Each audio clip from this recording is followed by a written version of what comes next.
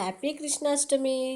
చిన్ని కృష్ణుడికి జన్మదిన శుభాకాంక్షలు తెలియజేసుకుంటున్నాము. కృష్ణ ధర్మో రక్షిత happy birthday to you, happy birthday to you, happy birthday Krishna, happy birthday to you, happy birthday. జై కృష్ణ, జై జై కృష్ణ, జై కృష్ణాష్టమి. ప్రతి హిందూ కూడా నేను హిందువుగా పుట్టినందుకు గర్విస్తున్నాను అని చెప్తారు.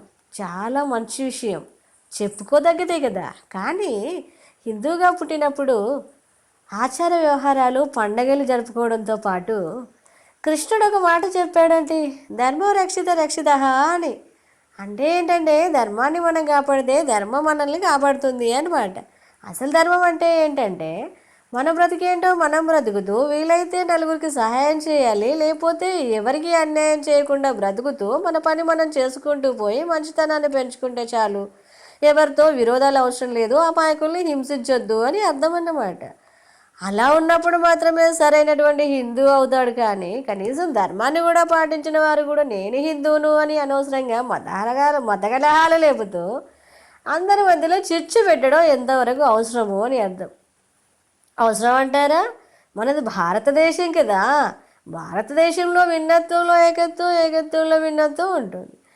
ఇప్పుడు కొత్తగా అనవసరంగా కులం మత భేదాలు, ఇప్పుడు కొత్తగా చందమామ పైన ఇల్లు కట్టుకొని బ్రతికే కాలంలో కులం మతం భేదాలంటూ కొట్టుకోవడాలు. చిన్న పిల్లలు ఎల్కేజీ యూకేజీ నర్సరీ వాళ్ళు బలపాల కోసం పలకల కోసం కొట్టుకున్నట్టుంది. ఎంత అసహ్యంగా ఉంది. ఆలోచన ఉండాలి కానీ ఏమన్నా బాగుందా?